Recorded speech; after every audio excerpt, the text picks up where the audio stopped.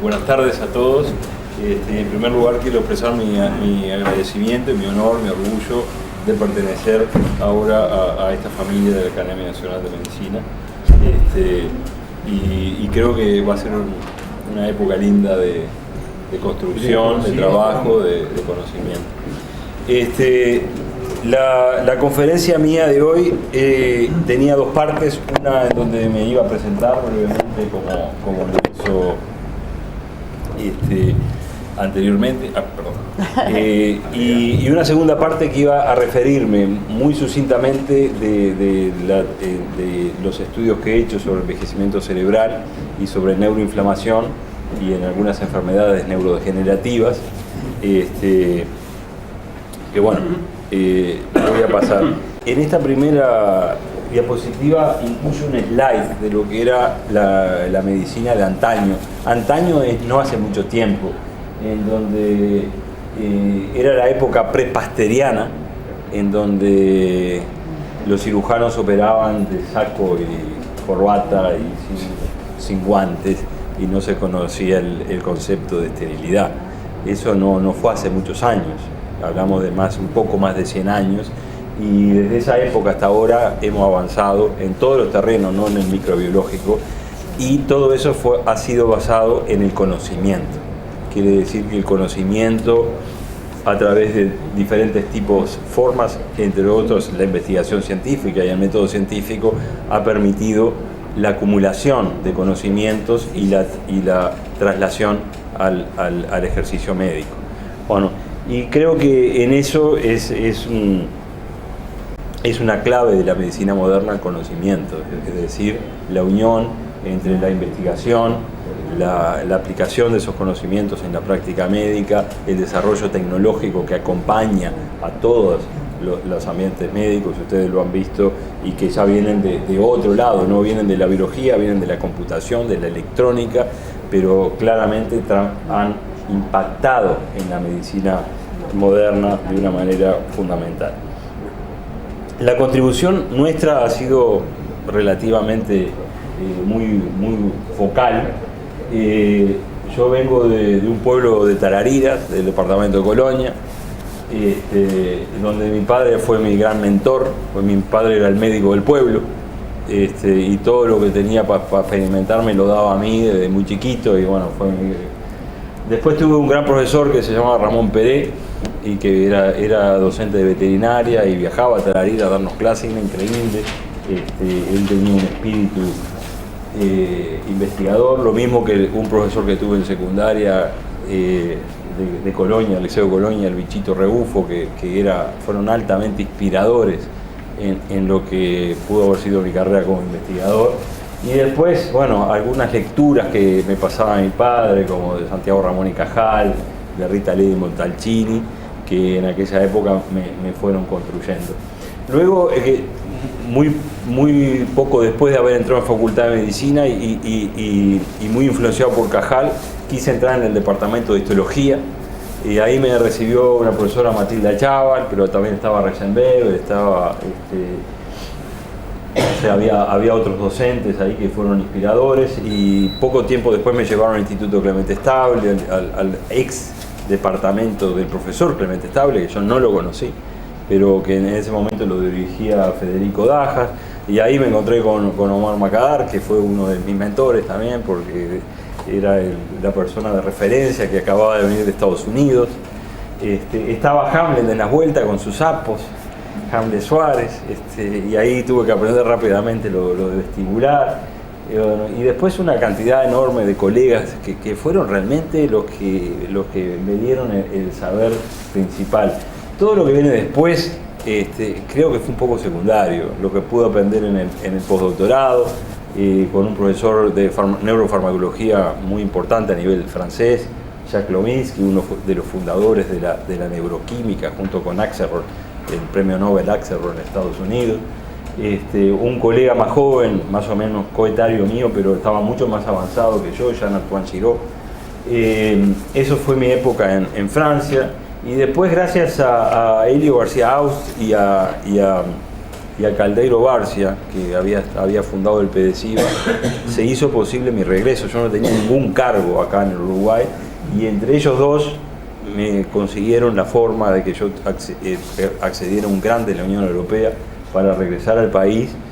Y bueno, y poco después ya empecé como un grupo autónomo con mi grado 4 en la Facultad de Ciencias, con una jefatura en el Instituto Clemente Estable, y ahí empecé a hacer colaboraciones. Estoy mencionando a Rafael Rade, que llegaba en esos años de Estados Unidos, y también me pasó una cantidad de conocimientos sobre los radicales libres, cómo trabajaban en el cerebro.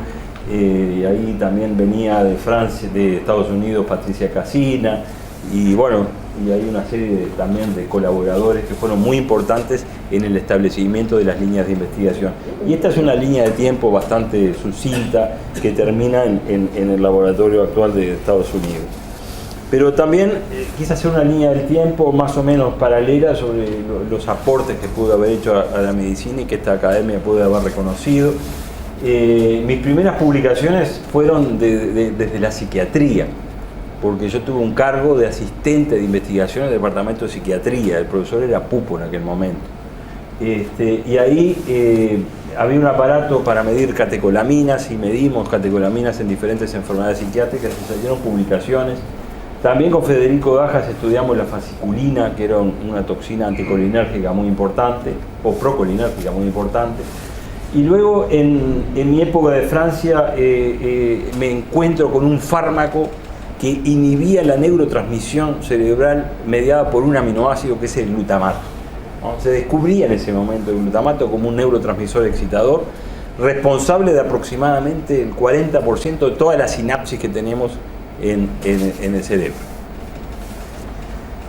Las neuronas lo acumulan en vesículas, lo liberan en respuesta a un potencial de acción, y eso activa la neurona del otro lado de una manera muy sutil y a través de varios receptores. Y eso yo empiezo a trabajar en el glutamato cuando llego a Francia, y estaba explotando en todo el mundo. Se estaban descubriendo los receptores, se estaba descubriendo la neurofisiología, la electrofisiología de eso. Y empezamos a trabajar justamente con fármacos que bloquearan ese receptor. Bueno, entonces ahí tuve la suerte de trabajar con un fármaco que se llama Riluzol, que en el año 2001 fue aprobado por la FDA para el tratamiento de la esclerosis lateral amiotrófica. Entonces, son de las cosas que marcaron un poco mi vida. También descubrimos una enzima en Francia, que es la enzima que cliva un péptido que es N-acetil-aspartato glutamato, y que libera glutamato, es un dador de glutamato muy interesante, que justamente esa enzima después resultó ser el PSA, el marcador prostático, porque también esa misma enzima la produce la próstata y la libera a la sangre, y sirve como un marcador entonces de volumen y de actividad de la próstata. Después, en mi época en Montevideo, seguí aplicando los conocimientos de la excitotoxicidad. Desarrollamos por primera vez casi en el mundo un cultivo de motoneuronas puro, gracias a la ayuda de los colegas de Francia. Hicimos toda la caracterización preclínica de Riluzol, que lo llevó a la aprobación por la FDA, ¿no? Que fue un trabajo muy laborioso. Nos permitió formar buenos estudiantes en el Instituto Clemente Estable. Recuerdo a Álvaro Esteves, por ejemplo, que tuvo un rol fundamental a ese nivel, a Mariana Péjar, a Marcelo Vargas. Y luego, trabajando en esto, descubrimos que una célula fundamental en toda esta neurotransmisión excitatoria eran los astrocitos, es decir, las células gliales que se ponen al costado de las neuronas y que van capturando el ácido glutámico o van ajustando el nivel de potasio extracelular para que haya más o menos excitabilidad. Y entonces, buena parte de lo que yo voy a mostrar tiene que ver con el efecto tóxico cuando los astrocitos andan mal, cómo hacen que las neuronas tengan un exceso de glutamato y sufran un proceso que se llama excitotoxicidad, por el cual envejecen rápidamente y tienden a morir o tienden a atrofiarse de manera prolongada. Entonces, buena parte de mi carrera es sobre excitotoxicidad y los diferentes tipos de neuronas que son afectadas, o el rol de las células gliales en modular ese efecto de esa neurotransmisión. Más adelante y ya en los últimos 10 o 12 años, empezamos a descubrir nuevas formas de células astrocitarias que en realidad eran propiamente degenerativas, porque no eran normales, eran anormales, no eran tumorales, pero proliferaban mucho, eran muy indiferenciadas, y a eso le llamamos la glía aberrante. Y eso creo que ha sido una cosa que el Uruguay en este microcampo nos reconoce como la autoría del concepto de la glía aberrante. Eso nos llevó a hacer un screening de fármacos que pudiera bloquear esa glía aberrante, que en realidad es muy tóxica para las neuronas, y eso nos llevó a descubrir un fármaco que era utilizado como un quimioterápico, pero que mata también a estas células aberrantes que matan a las neuronas. Por lo tanto, este fármaco quimioterápico detiene los procesos neurodegenerativos. Eso se llama el masitinib, y el masitinib ahora entró en está terminando una fase 3 y seguramente sea aprobado el próximo año, ¿no? O sea que en toda una vida de carrera ayudé a que se aprobaran 2 fármacos para la terapia humana, ¿tá? Y después aporté una cantidad de datos que sin duda han servido para que el conocimiento avance de manera significativa en este campo. Básicamente me he dedicado a 3 enfermedades. La esclerosis lateral amiotrófica es donde encontré el nicho de originalidad y el nicho de poca competitividad internacional para poder desarrollar algo original en Uruguay. La enfermedad de Alzheimer comparte muchos mecanismos con la esclerosis lateral amiotrófica, la ELA, pero es muy difícil de trabajar y de publicar porque es un terreno extremadamente competitivo y donde no hay modelos animales realmente limpios. Pero obviamente que todo lo que hacemos en la ELA también lo proyectamos a la enfermedad de Alzheimer. Y también, junto con colegas del Instituto Clemente Estable, hemos trabajado años en la acidemia glutárica. La acidemia glutárica es un defecto de una enzima, es un error innato del metabolismo, en donde se acumula el ácido glutárico y las neuronas confunden el ácido glutárico con el ácido glutámico, y ahí hay procesos de excitotoxicidad, y esos niños quedan con un retraso muy grande y con grandes lesiones en amplias zonas cerebrales por un efecto excitotóxico del ácido glutárico, no del ácido glutámico. Y por tanto nuestros fármacos también pensamos que son útiles en la acidemia glutárica.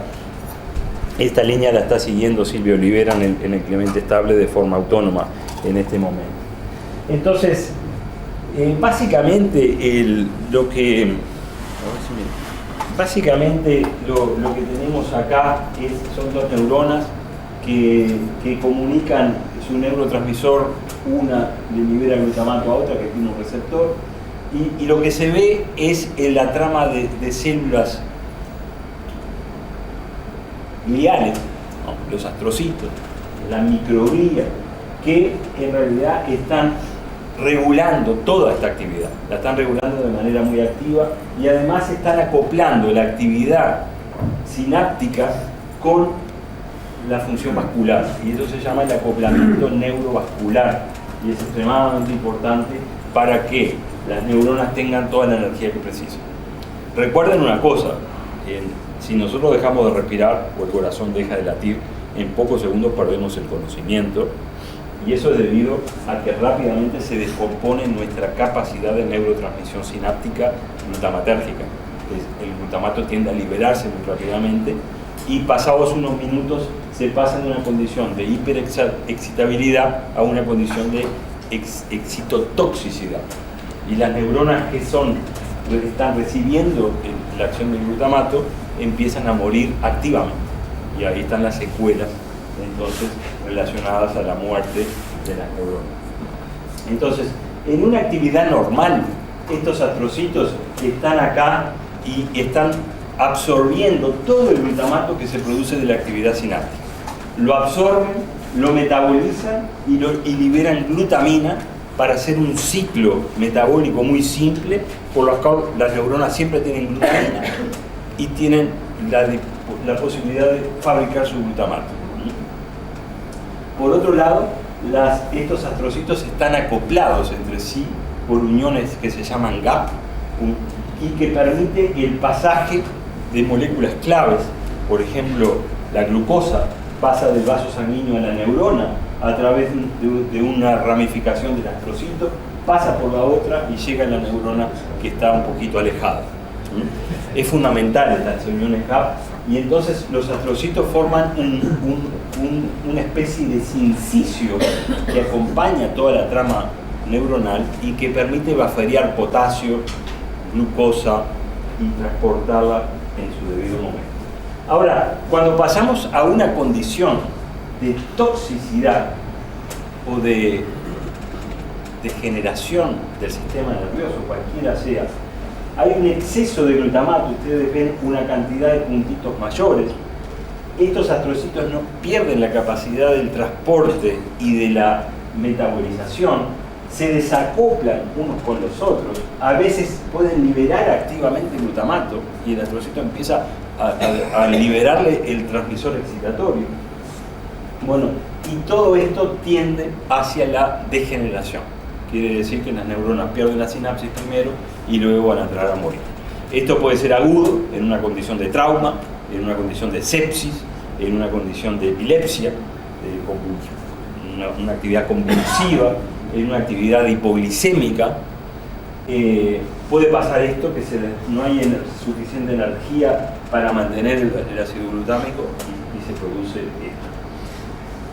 Esto es lo que sabemos hoy, y esto es lo que describió Cajal de una forma genial, porque ustedes tienen que ver las neuronas, que son estas, y los astrocitos que en este corte de Cajal, con una técnica de plata, pudo describir cómo estos astrocitos rodean perfectamente las neuronas, cómo se acoplan con los vasos sanguíneos y cómo él ya vio que los astrocitos jugaban un papel fundamental en el soporte estructural, metabólico, trófico y también sináptico.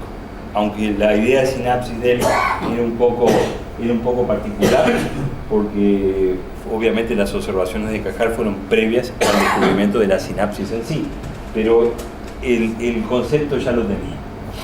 Así que este es el mundo en que he estado décadas trabajando, tratando de comprender en esto qué pasa, cómo funciona. A esto le tenemos que agregar un componente adicional. Cuando el sistema nervioso empieza a funcionar mal o hay un pequeño error en el funcionamiento, hay mediadores que son liberados por las propias neuronas y por los propios astrocitos que llaman al sistema inmune para que venga en su ayuda.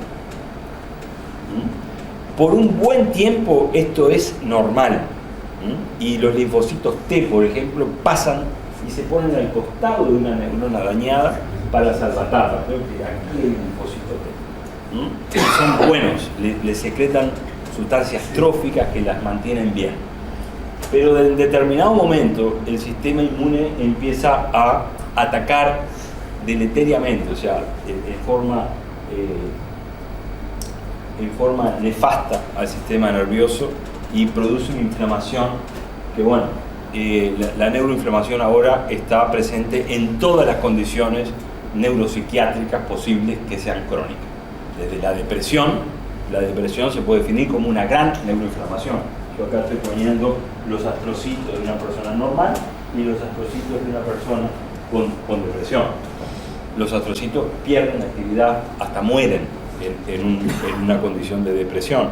Lo mismo ocurre en las enfermedades bipolares. Esto es para la psiquiatría, pero también ocurre cosas parecidas en forma mucho más exacerbadas en la enfermedad de Parkinson, en la enfermedad de Alzheimer o en la esclerosis lateral amiotrófica.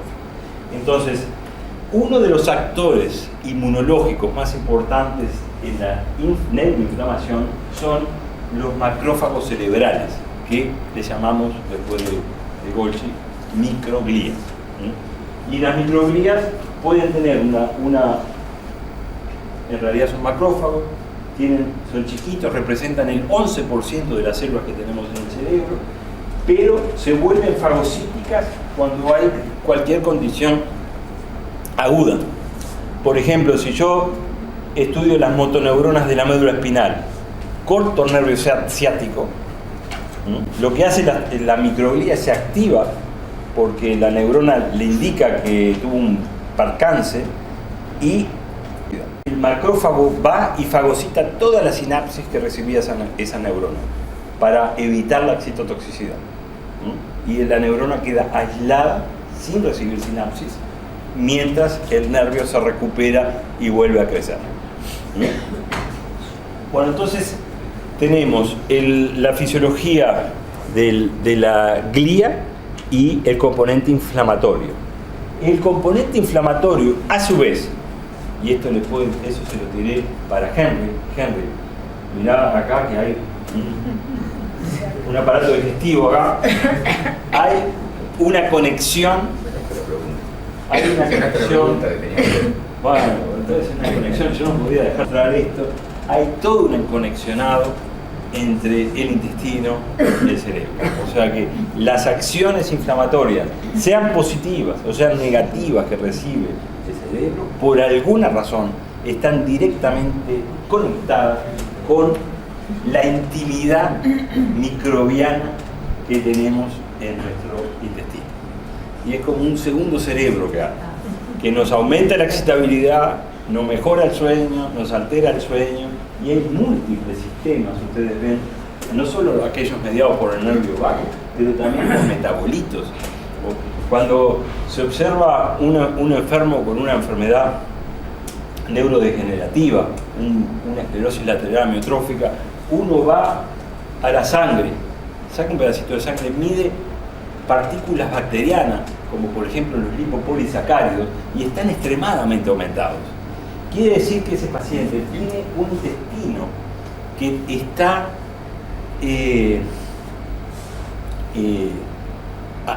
permeable, hiperpermeable, y que ahora las bacterias entran, ya sea enteras o entran en porción. Entonces, ahí, cuando esto funciona mal, el cerebro sufre inmediatamente.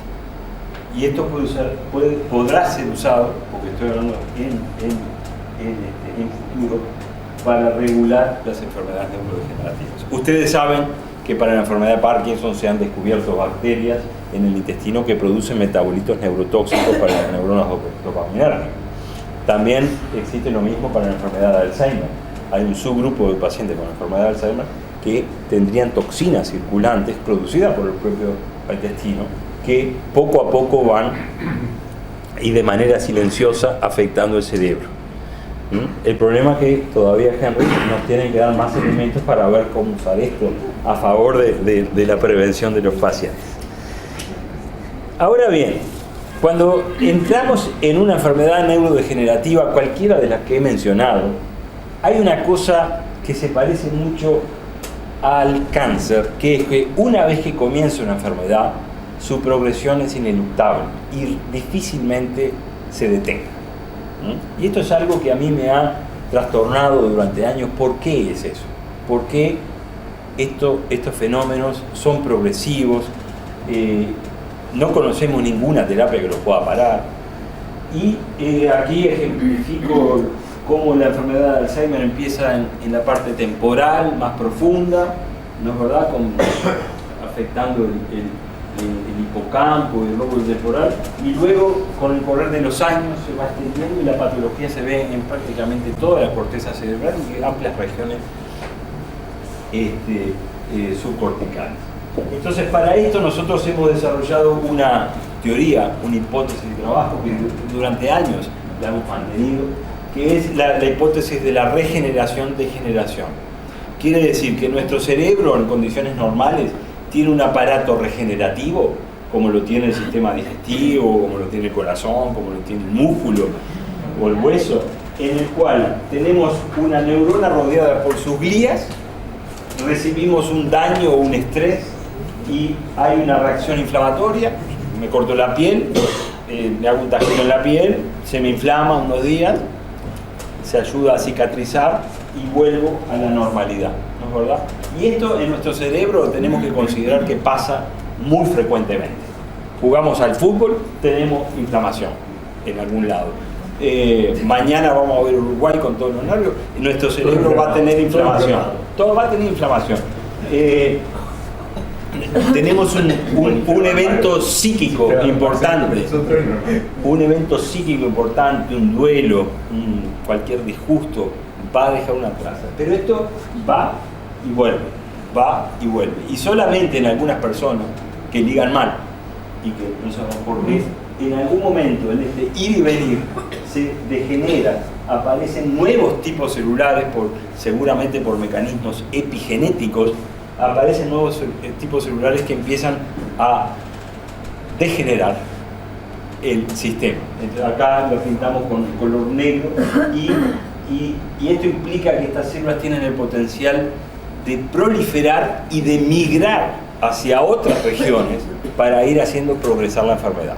Y esto es una teoría de trabajo que cuando consideramos las células gliales y le agregamos todas las células del sistema inmune que invaden el sistema nervioso, como las células T, que suelen ser buenas, los linfocitos T, los mastocitos, que suelen ser nefastos, los monocitos, que son buenos o malos, y los neutrófilos, que suelen ser destructivos, son destructivos, y que en el Alzheimer hoy la vedette del Alzheimer son los neutrófilos.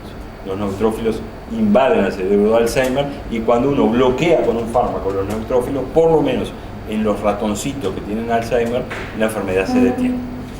Entonces, esto es el carácter importante. Los astrocitos, a su vez, y ahora me voy a referir a una colaboración que todavía tenemos pendiente con Ricardo Pou, los astrocitos, a su vez, tienen capacidad de secretar factores tróficos.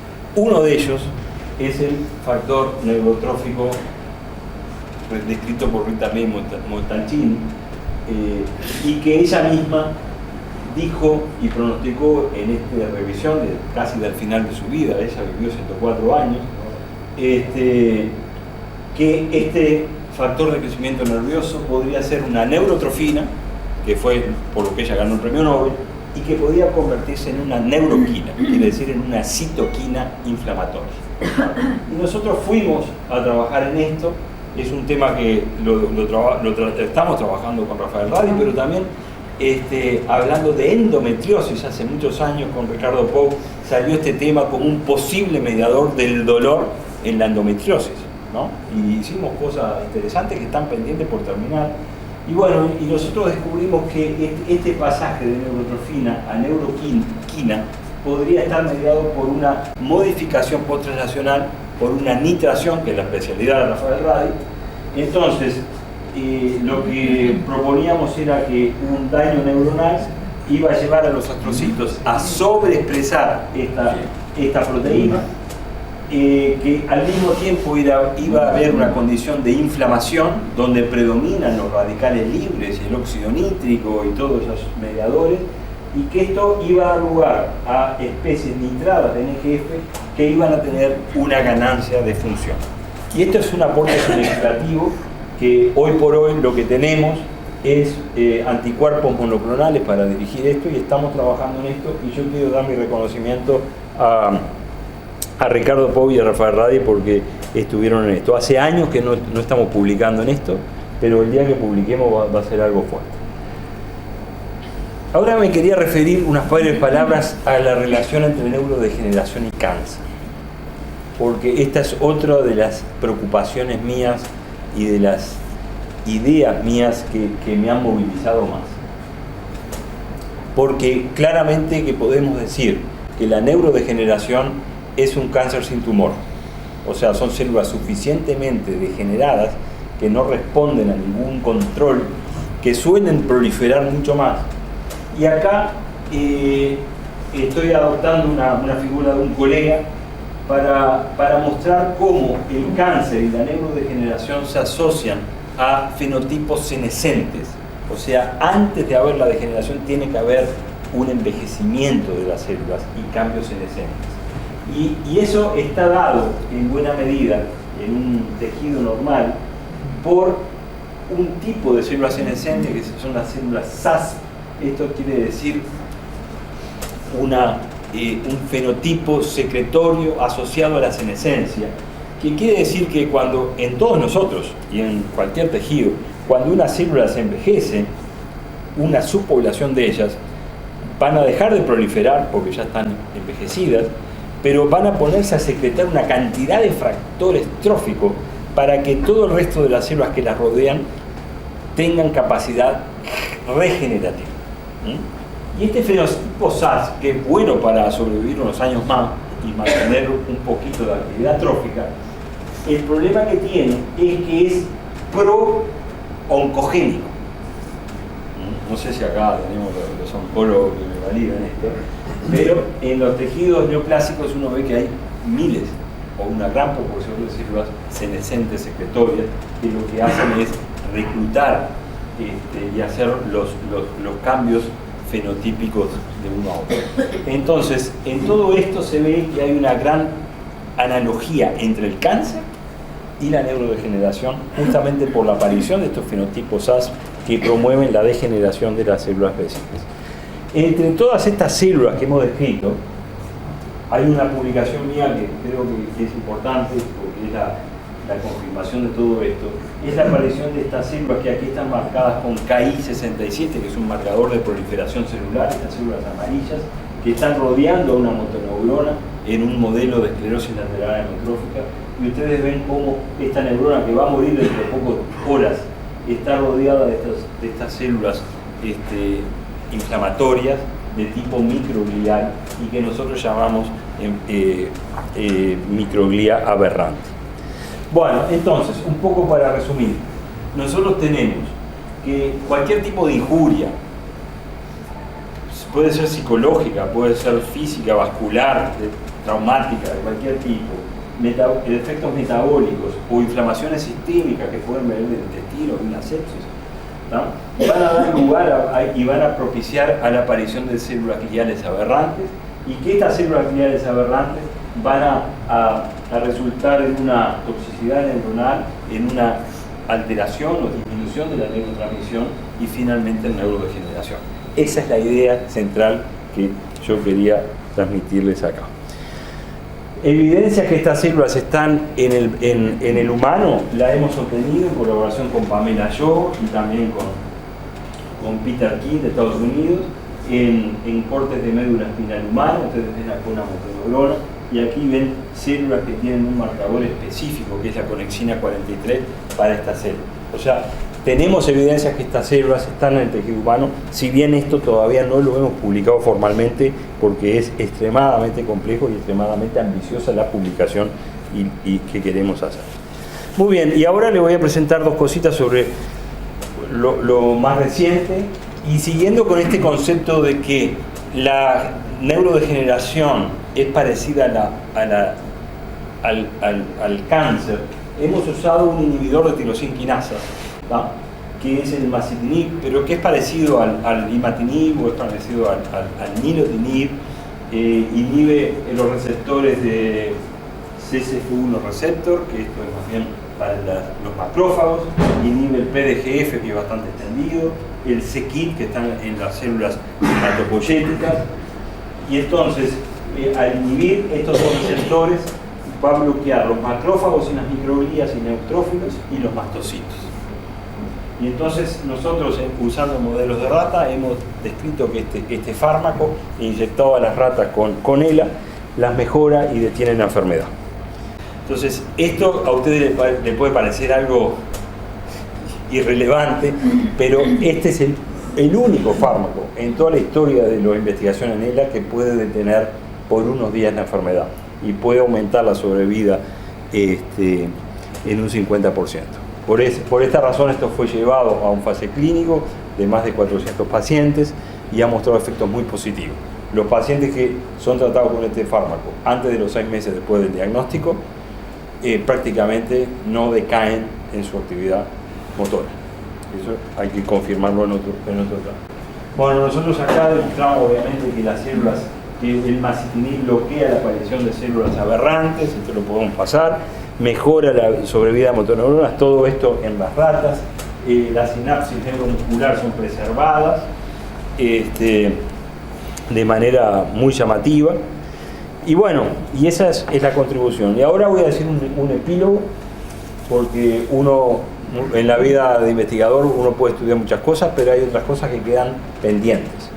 Y una cosa que queda pendiente en mi vida ha sido a estudiar la construcción del cerebro y cómo la modulación del cerebro, la plasticidad cerebral durante la primera infancia tiene un impacto en la vida del adulto, y cómo al tener un impacto en la vida del adulto genera efectos sociales como los que podemos estar viviendo hoy en Uruguay. Quiere decir, fenómenos de violencia, fenómenos de estrés, de ansiedad generalizada, ¿de qué va?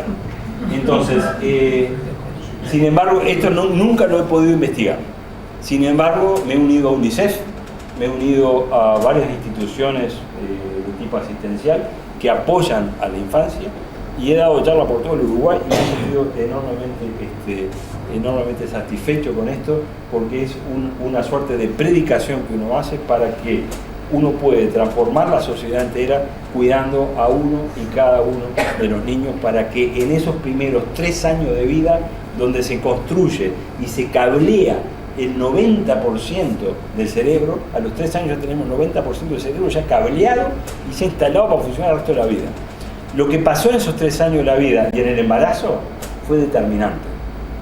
Y ahí puede estar toda la felicidad y toda la penuria, en esos 3 años. Entonces, lo que en mi discurso es que la sociedad tiene que prestar una atención obsesiva a esto. Y esto incluye la maternidad, incluye políticas sociales, incluye cultura, educación.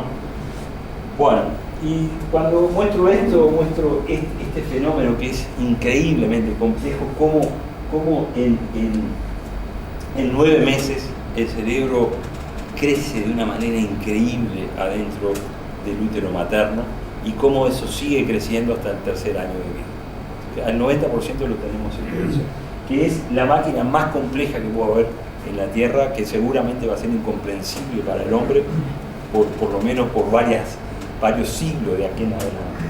Y todo esto se rige por reglas, se rige por reglas que son relativamente simples y que fueron descritas por Gerard Edelman, premio Nobel, con un concepto que él llamó el darwinismo neuronal y el darwinismo sináptico. Simple, muy simple. Él observó lo siguiente, después de haber también Montalcini, ¿no? Que si esto es un núcleo donde hay neuronitas que secan sus axones para conectar a otras neuronitas, esto puede ser un músculo. Lo que ocurre entre una primera etapa en donde no hubo adaptación al ambiente y una etapa donde hubo adaptación al ambiente y hubo un aprendizaje y un perfeccionamiento de la función, pongámosle que es el aprendizaje de una lengua, ocurre esto: perdemos más del 50% de las neuronas. Quiere decir que el cerebro produce el doble de neuronas y después las que no funcionan se sacan y quedan las que sí funcionan, y entonces pasamos de esto a esto. Esto es mucho más performante funcionalmente que esto, pero no tiene capacidad de aprender otra lengua. Perdimos la potencialidad adaptativa del cerebro, y es lo que nos pasó a nosotros. Ya estamos determinados, pero un niño a los 8 años ya está determinado, y eso es válido para el aprendizaje de una lengua, pero también es válido para el aprendizaje de muchas funciones cognitivas, sociales, emocionales, etc. Y este fenómeno repercute acá, repercute en cómo le va a cada individuo. Y después que tenemos esto, que claramente es en el periodo muy del neurodesarrollo, tenemos el darwinismo sináptico, en donde las sinapsis son cambiantes y van compitiendo una neurona para conectarse con otra, y tenemos el remodelamiento, la plasticidad, el aprendizaje. Entonces, estas cosas son extremadamente importantes. En el mundo se han estudiado brutalmente porque han habido modelos animales para estudiar esto. El famoso modelo de Michael Mini, que nos hablaba nuestro amigo Álvaro Orista hace años, del maternaje de las ratas, cómo influye en sus hijos. Fue fantástico toda esa historia. Yo he dado muchas conferencias, pero nunca he podido investigar. Y mis conferencias básicamente resumen esto, que los genes y el ambiente van a ser determinantes en la construcción del cerebro. Y el cerebro es tan increíblemente adaptativo que puede tener muchos fenotipos diferentes. Entonces, con los mismos genes, si a mí me clonaran, seguramente el otro Luis Barreto, que va a ser crecido en otro ambiente, va a ser bien diferente a mí. Tendrá cosas, algunos circuitos cerebelosos que se parecen a mí, gestos, pero la persona es diferente.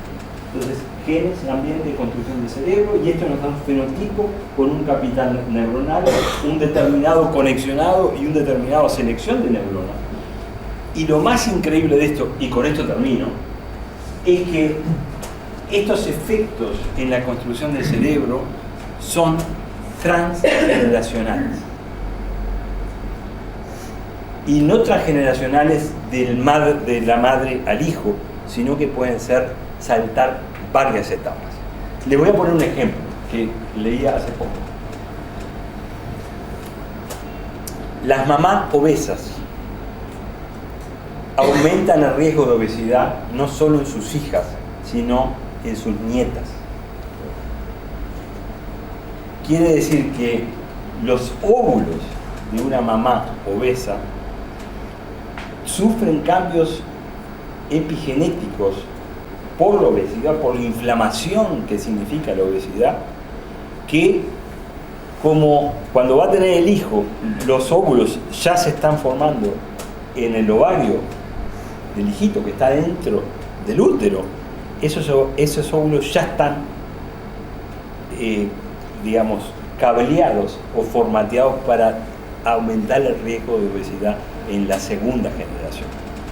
Ese efecto transgeneracional también se ve en el cerebro.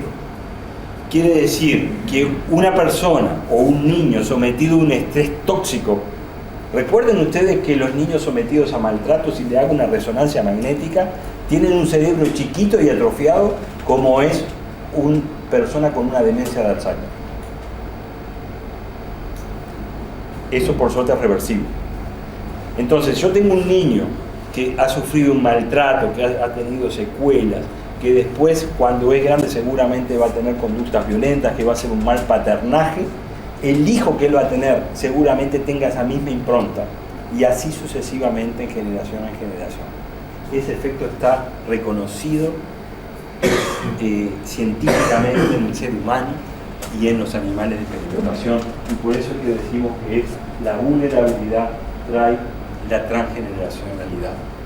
Esto no quiere decir que podemos usar esto con fines discriminatorios y decir un niño que tuvo un maltrato, tuvo una mala primera infancia, está perdido de por vida. Eso jamás lo haría, porque la resiliencia por suerte es muy grande, pero no hay que desatender como cuerpo médico, como cuerpo humano y de la sociedad. No podemos desatender esto.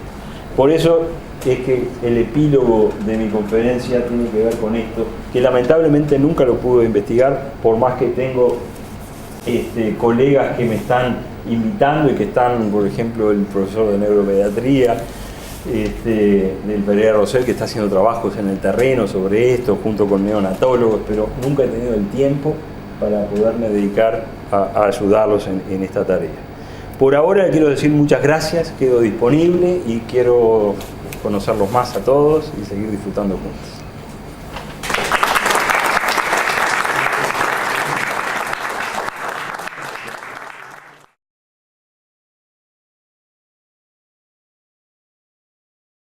Buenas noches a todos. Bueno, felicitaciones, Luis, por integrarte a la Academia Nacional de Medicina.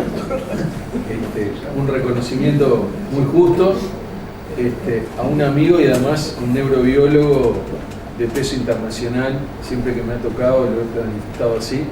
Es muy importante el aporte que has hecho a la neurobiología mundial, al Uruguay sin duda, y además quedó evidente a través de tu charla el profundo conocimiento y entendimiento que tenés de la disciplina, lo cual es siempre impactante cuando se te escucha. Así que felicitaciones. Voy a hacer un breve comentario histórico. Cuando volvía de Estados Unidos, Luis había vuelto de Francia, no nos conocíamos, me convocó a una reunión en el Clemente Estable y Luis me presentó un escenario relacionado al glutamato, la excitotoxicidad y la posibilidad de que el óxido nítrico y los oxidantes tuvieran algo que ver en ese circuito de exceso de glutamato y muerte neuronal. Yo venía de la bioquímica, de los procesos de oxidorreducción, así que en esa etapa fue una conjunción perfecta de neurobiología con bioquímica, y a partir de ahí surgieron muchas ideas. Recuerdo los primeros experimentos en sinaptosomas, que ahora hace unas semanas empezamos a discutir con Luis, casi 20 años después, 18 años después, que lo vamos a retomar. Y en ese proceso de integración de la neuroquímica más convencional, que venía del glutamato, de mediadores que duran, que tienen vidas medias largas, a las especies reactivas con las que trabajamos nosotros, que son especies reactivas que duran milisegundos o segundos, o sea, ese cambio de escala temporal del glutamato por un lado, a la entrada de calcio y la activación de intermediarios de corta vida media y cómo afecta a la vida neuronal fue muy importante. Y a partir de ahí se elaboró una teoría, en realidad una hipótesis que luego terminó siendo casi una teoría y que Luis sigue trabajando, en relación al shift, al cambio de neuroprotección a neurodegeneración, que es un balance bastante delicado. Como decía Luis, pasar de la neurotrofina a la neuroquina, o pasar de la neurotransmisión a la neurotoxicidad, muchas veces son los mismos mediadores que se están formando en cantidades mayores o con modificaciones sutiles. Y esa transición, entenderla desde el punto de vista molecular, es complejo y es crítico, porque es lo que determina si el NGF va a ser bueno y va a estimular el crecimiento neuronal y el trofismo, o va a matar a las neuronas. Obviamente NGF necesitamos, pero un NGF modificado no lo necesitamos. Entonces, ese es un punto importante donde el exceso de neurotransmisión pasa de neurotransmisión a neurotoxicidad. Y recuerdo en la década del 90 que Luis había organizado un grupo de trabajo que duró como 2 años, liderado por él y Álvaro Lista, y que convocó a geriatras, internistas, algunos bioquímicos básicos, que era el grupo de neuroprotección y neurorescate. Me había olvidado. Que el grupo de neuroprotección y neurorescate, el concepto de neurorescate, eran unas reuniones locas, divertidísimas, muchas veces íbamos a la casa de Álvaro Lista, me acuerdo. El concepto de neurorescate era un concepto muy importante en una época donde se pensaba que la neurona, cuando empezaba su programa de muerte, ese programa de muerte celular programada, bueno, la muerte necrótica sin duda, que esa sí es irreversible y no hay con qué rescatar, pero la muerte celular programada de la neurona, la famosa zona de penumbra que aprendimos todos en facultad, es una zona que nos da una chance, porque son neuronas que están disparando el programa de muerte celular programada, pero donde hay etapas y procesos metabólicos donde todavía tenemos algún tiempo para interferir. Y en esa zona de neurorescate Luis ha trabajado mucho, en parte colaborando con grupos de la facultad, en parte con grupos internacionales, y ahí también hay un espacio muy grande de acción. ¿Cómo podemos parar el proceso de muerte celular programada en esas horas que nos da la famosa zona de penumbra, que cuando hacíamos medicina no entendíamos muy bien qué era, pero era la chance de las 3, 4, 5 horas, ¿no? Mucho de lo que Luis ha hecho en el área de enfermedades degenerativas agudas aplican también a lo crónico, con procesos más lentos. Su descubrimiento en los astrocitos aberrantes es un descubrimiento mayor, a mi juicio. Este trabajo que presentó en PNAS, seguramente recién estamos viendo el comienzo de esta historia, y creo que Uruguay y tu grupo tienen la chance de realmente hacer un breakthrough extraordinariamente importante, porque el haber mostrado células aberrantes en muestras humanas es un paso muy relevante. Entonces eso lo quería mencionar, o sea, estamos en las puertas de un descubrimiento potencialmente mayor para la neurobiología realizado en Uruguay y por Luis. Así que yo estoy muy sorprendido de este asunto de las células ABA, Aberrant Astrocytes. Conozco la historia de que Luis está trabajando en eso, pero veo que esto, ojalá que nos dé la fuerza y el timing para que llegues antes de todos los otros en el mundo que se dieron cuenta de tu descubrimiento y ahora están atrás de eso con grupos 100 veces mayor que el tuyo, con financiación 100 veces mayor que el tuyo, pero seguramente con una creatividad mucho menor que la tuya. Así que ahí tenés una oportunidad. Y que como comentario final, porque no quiero extenderme demasiado, y hay pila de temas técnicos que hemos discutido y podemos ver, quisiera sí que comentaras, porque no lo dijiste tan elaboradamente, en este contexto de las células neuronales, los astrocitos, la microglía, ¿qué espacio le das al fenómeno de acoplamiento neurovascular?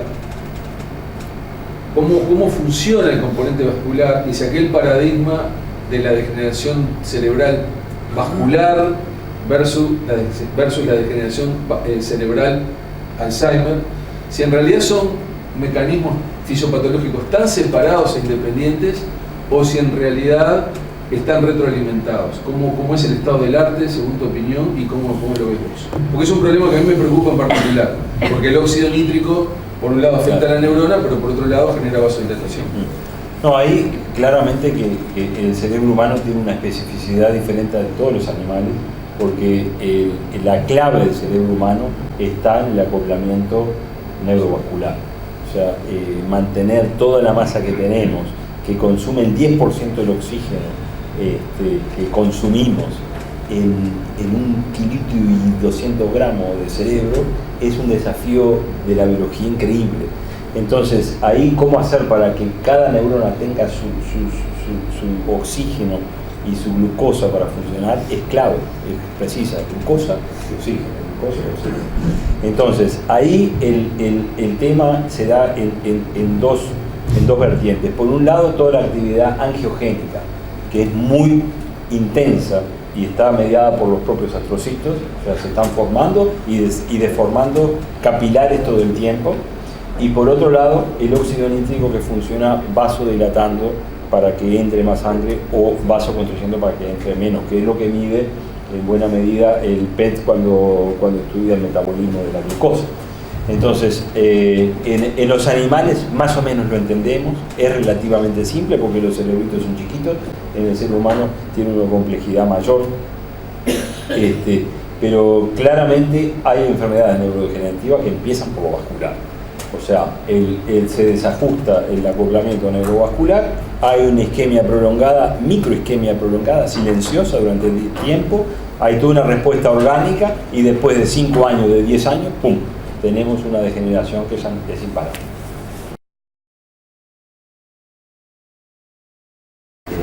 Voy a ser extremadamente breve porque entre los dos nos dejaron apabullados todos los mecanismos que podemos aprender. Quiero felicitar a Luis y llamar la atención sobre algo que desde hace mucho tiempo comentábamos, pensando en cómo debía organizarse tanto la investigación como la enseñanza, que era la integración entre las básicas y las clínicas, decíamos en aquel tiempo. Ahora eso se potenció y tiene un nombre nuevo, y los nombres nuevos siempre generan como un refuerzo, que es la investigación translacional.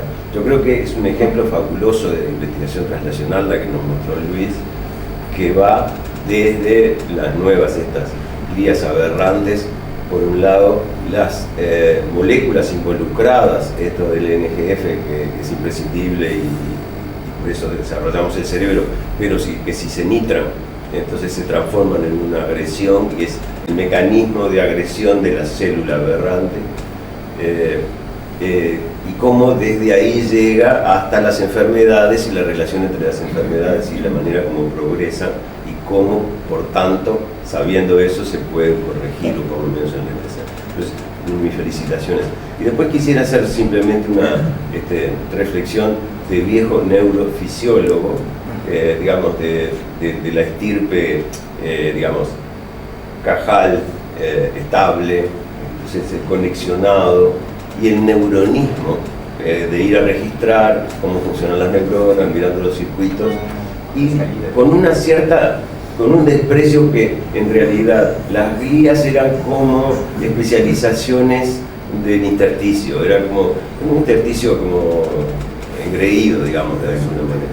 Y debe ser como 25 años o algo así que apareció el conocimiento de la glía tripartita, en donde concebimos que en la transmisión sináptica que organizaba la organización de la actividad del sistema nervioso, también participaba la glía, buferiando por un lado el glutamato y el calcio, por otro lado devolviendo y por otro lado devolviendo amplificado cuando la actividad estaba alterada por alguna razón o simplemente por mucha actividad. Entonces, eso, digamos, ahora se transforma en que en la enfermedad ese ambiente es... Entonces, simplemente un comentario final al respecto que me sugirió, escuchando y leyendo las cosas de Luis, es cuando nosotros pensamos en la circuitería y en el funcionamiento como de una computadora, pensamos que el ambiente sí es necesario, y recuerdo que vimos computadoras de hace muchos años, que cuando las computadoras tenían válvulas era necesario tener casi congelado el ambiente para que no se estropeara. Y para los de ahora, a muchísimos en las pequeñas computadoras que llevamos en los bolsillos, que son los teléfonos celulares, cuando se caen al agua, se rompen. Así que esas eran las reflexiones que me decían. Muchas gracias.